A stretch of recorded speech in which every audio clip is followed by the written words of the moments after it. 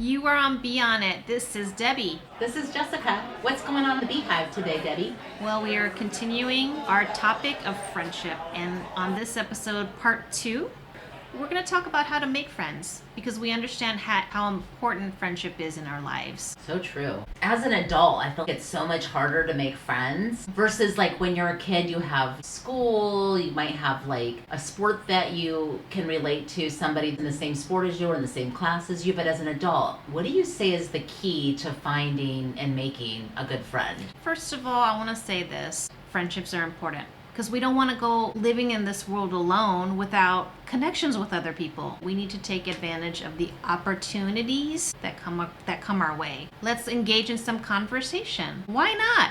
Maybe we can exchange our phone numbers. I mean, I think it starts with that, right? Yeah. Like sometimes you pick up on something, how was your weekend? And then somebody tells you about your weekend and then you go, oh, I'm really interested in that too. So those little things and little steps that you put yourself out there and do can allow for deeper conversations and maybe a connection. And so when I say, hey, how are you doing? Let's just not give a one-word answer of I'm fine. Let's elaborate more. Maybe you had an example. I'm studying for biochemistry and it's like kicking my butt. I want to go work out, but I can't because I have to do this, or I'm dealing with this issue. Let's impart a little bit more information to that other person. We can be a little vulnerable by sharing things that you're going through. I totally agree. There's just those little steps that you have to take. You have to find a commonality. You have to feel comfortable. I think that's important. How do you feel you get there? You just kind of get a sense about people, right? If they're the type of person that's just brushing you off and they're not good listeners, you just kind of know that they're not the person for you. You want somebody that's empathizes and takes the time to get to know who you are. And I wouldn't want a friend that didn't want to get to know me. What's the point of that? That's just an acquaintance. It just starts with commonality, things in common or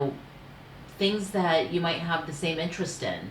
Or say, oh my gosh, what's that book you're reading? Don't be afraid to put yourself out there. Mm-hmm. And the worst that somebody's going to say is they have to go or they can't talk to you right now. The worst they can do is just not talk to you again. My whole point is putting yourself out there. So engage that other person and be open and be okay with rejection. I think that's hard for a lot of people. Right. And that could be a barrier to putting yourself out there in the first place. But you just have to get back on the horse, so to speak, and just keep trying. Yeah.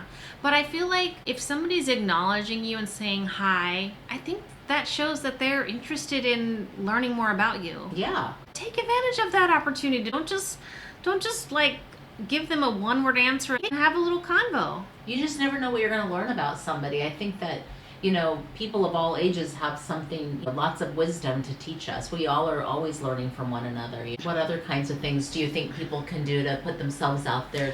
Well, we were talking about engaging somebody, and that can start by just saying something really simple as hey, I like your new hair. So think about conversation starters. Like, how can you just engage somebody and you can start off with a compliment? Compliments are a big deal. It means I'm noticing you. It's nice to be thought of. I think people enjoy, oh my gosh, thank you. Mm-hmm. I just got this and I wasn't so sure about it. Mm-hmm. Well, you're just reassuring that, you look great. I always try to be positive. I think that's important too. Like, I'm not going to say something that I don't mean. So if I like your earrings or I like your hair, I like your outfit, I mean it. So be authentic, be truthful and honest. Exactly. And if you're the person that somebody's trying to get to know, how can you reciprocate? Just be open-minded and really be a good listener. And, maybe if you're more comfortable making the first step, you could say, I would love to continue this conversation. We should get together over coffee. Yeah. There's all sorts of things that you can do to get to know somebody on a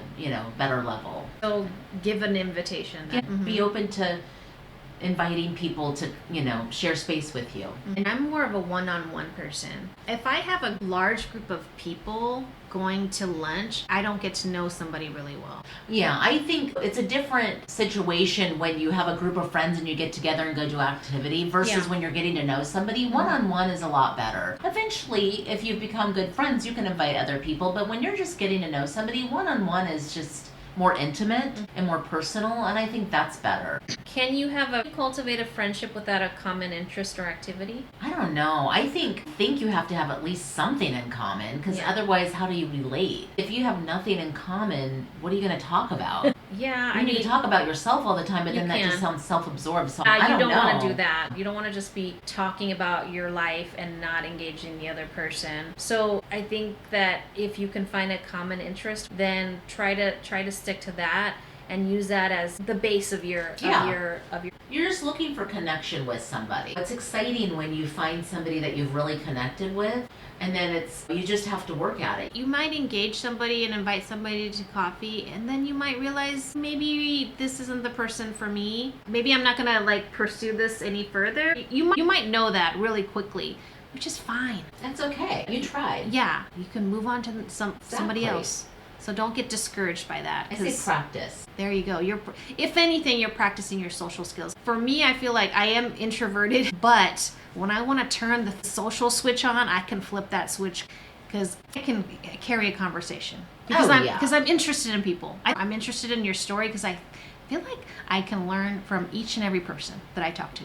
I feel like also we come from a technology kind of world, so it's easy for people to text one another and get to know each other through online sources. But I like face to face. Me too. I like that personal interaction. I mean, I don't, you don't know truly what you're getting when somebody's, texting you or going through some, sort of chat group but on, like being personable and being yourself, you kind of get a sense of who somebody is. And I like that one-on-one in-person interaction. And I feel like since COVID, we kind of did isolate ourselves. And it's almost like we've forgotten how to make friends and how to like have fun again. So you gotta put yourself out there. Stop texting. Meet in person. Life's too short not to like go have some fun and meet in person. And if you don't want to do something with them again, don't. If it's not a connection, that's okay. It's kind of like dating for friends. And realize even if it doesn't turn out to be a relationship that goes further than that coffee chat, you're learning something about yourself and you're learning something about somebody else. It's all meaningful. It's all helpful. And then this next question that I had was, how do you stay close with somebody when you don't have time to get together? You definitely have to carve out time. It'd be, hey, I was thinking of you. Let's make a plan. I think when you're parents and you're raising kids and you might not live near one another, you definitely have to carve out time to, let's chat on this date. I have a little bit of free time. Or a text that's saying, hey, I was thinking of you. Let's get together. Or let's make plans for the future date to do such and such. I think it is easier when somebody lives in the same town for sure. And, you can usually carve out a little bit of time. And I think you have to like meet somebody where they're at. I've been willing to meet a friend and sit in her car while she was running errands and picking up her kids. Yeah. Because I wanted to hang out with my friend. Right. That's and we did it that way. And then it was really fun. Like I got to catch up with her, and then her child that was of driving age, when we picked her up, she decided to drive and she was driving us around. We were chatting some more. It was great. You have to get creative. And I do agree too. You have to carve out time for because relationships, they're going to either develop or they're going to just peter out and die. Right. You have to foster. We are organic people, and relationships are organic. So you got to water them. You got to give them sunshine. You got to take care of them and nurture them. Otherwise, they will go nowhere. Right, exactly. And you want that reciprocated too. You have to find somebody that wants it as well. Because it's no fun being that person that's always trying and not getting that back. So that wouldn't be a good friend on their part if they're not meeting you halfway. I agree. So if you guys are interested in hearing more from us, please check us out. Just so you know, this is for entertainment purposes only. We are speaking from our lived experiences and are not licensed therapists.